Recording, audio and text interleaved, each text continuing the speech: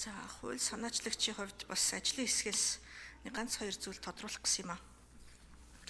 Би хөдөлмөр нийгмийн хамгааллын сайтаар бас 2020-с 22 онд ажиллах юм завшаа тохиож ирсэн. Тэгээд 2020 онд Жимбүрэн гавьяат одоо эмч тухайн үедээ одоо бас анх удаа улсын их хурлын гишүүнээр сонгогдоод яг эрүүл мэндийн салбарт маш их өөрчлөлтүүдийг хийж хуулийг одоо санаачилж бас ажиллаж ирсэн.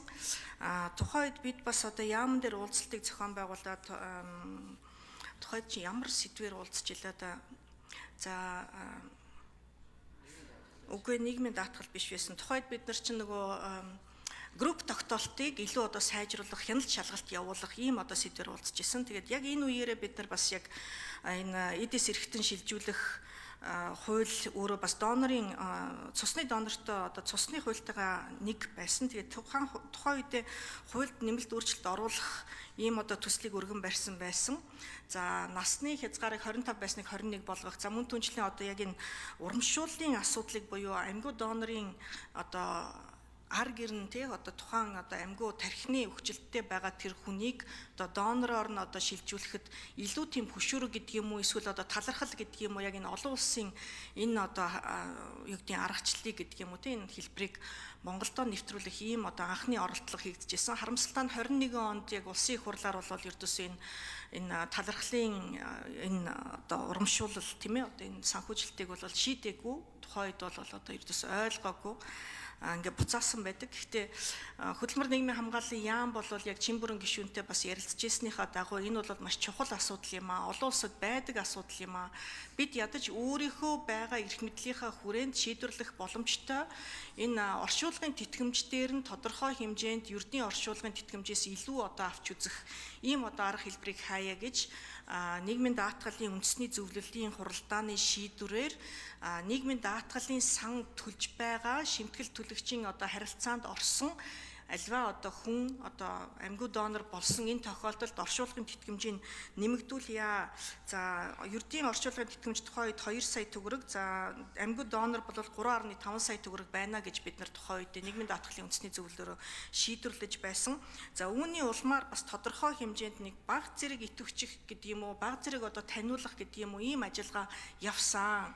Харамсалтай нь одоо бас Бачулуун эмч маань одоо бас бид нар ямар асуудал тухайн үед үүсчихсэн мэ гэхээр нийгмийн даатгалын сангаас бол нийгмийн даатгалын харилцаанд орсон хүний л энэ оршуулгын тэтгэмжийг бол олгодог. Тэрнээс биш нийгмийн даатгалын харилцаанд ороогүй хүнд бол нийгмийн даатгалын сангаас альва одоо тэтгэмж ямар ч одоо юм юу гэдэг олгоор ердөөс олгогддоггүй. Энэ бол угаасаа хуулиараач тэр.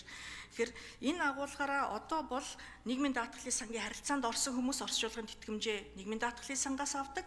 Нөгөө талдаа зохицуулагдаагүй байсан харилцааг эрүүл мэндийн яам, эрүүл мэндийн сайд өөрөө бас одоо энэ тушаалаа гаргаж дэмжих сангаасаа олгоод явж байгаа. Энэ хууль дээр бол одоо хөдөлмөрийн усны доод хэмжээг 10 дахин нэмэгдүүлсэн тэнцэх одоо оршуулгын тэтгэмжийг холбогдох сангаас олгоно гэж заасан байгаа тий. Гэтэл энэ маань өөрөө яг ямар санг хэлж байгаа вэ?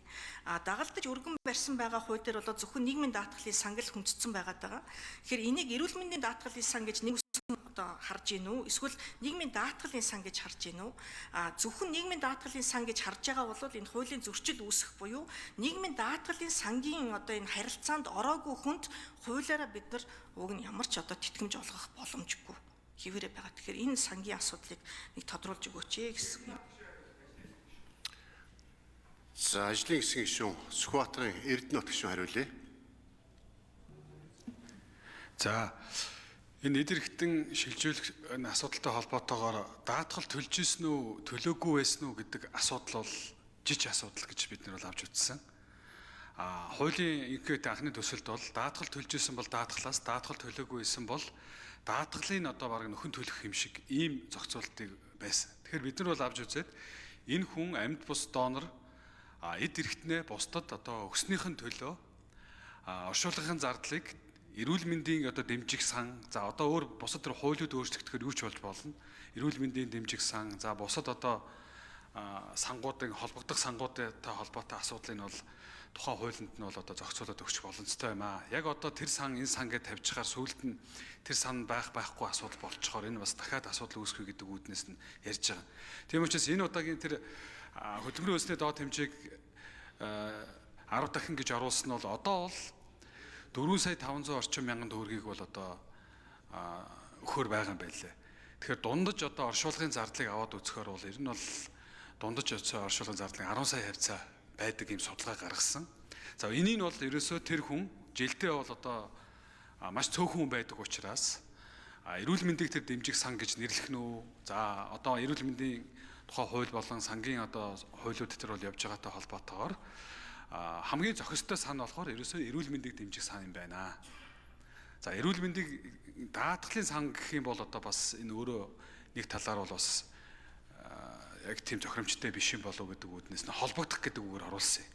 Тийм учраас засгийн газар бол одоо аль сангаас энийг олох гэдэг асуудлаа бол дараа нь бол тэр дүрм журмаар бол оруулах болох баха гэдэг үүднээс нь оруулсан юм а гэдэг хэлмээр. За, аюулшин ариун зайг тодруулж асууя. Харин уг нь бол яг энэ хуулийн дээр л тодорхой зааж өгчээж л одоо үл ойлголцлыг байхгүй болгоно шүү дээ. Тэгээд хууль санаачлагчийн хувьд ажлын хэсэгт одоо орж юм уу саналаа хэлэх эрх нь байхгүй учраас тухайн үедээ одоо бас ажлын хэсгийнхаа хүрээнд одоо нийгмийн даатгалын ерхий газраас ч гэсэн яг саналуудаа бол өгчээсэн. Тэгээд өгчээсэн байна лээ. Тэгээд яг энэ дагалдаад өргөн барьсан байгаа хуулийг ердөөс огт хөндөөгүй хിവэр нь үлдээчихлээр Эрдэнэтийн саяны хэлсэн асуудал чинь биш болоод байгаа байхгүй. Тэгэхээр эн чинь өөрөө эргээд бас зөрчилтөө байгаад байна. Тэгэхээр агуулгаар нь магадгүй редакцийн засварч юм уу эсвэл одоо ийм гарц боломж гарах уу үгүй болов гэдгийг бас ажлын хэсгийн дарагт бас уламжламаар байна. Тэгээ энийг нэг анхаарч өгөөрөө. Тэгэхгүй бол нэг тийм хуулийн зөрчилтөө нэг асуудал үүсэх гэдэг нэг. Хоёр дахь нь болохоор хөдөлмөрийн үндэсний доод хэмжээтэй уялдуулах нь ер нь одоо буруу юм байгаа юм шүү дээ. Хэдүүлээ уг нь нэг тодорхой яг нэг дүн байвал илүү зохилттой. Тэгэхгүй бол хөдөлмөрийн үндэсний доод хэмжээг олон асуудалтай уялдуулснаар бас одоо За, хууль санаачлагчийн бас хэлж байгаа саналуудыг анхаарах хэрэгтэй баха. Манай ажлын хэсэг анхааралтай аваарай. Хүрлбаатарын Баасан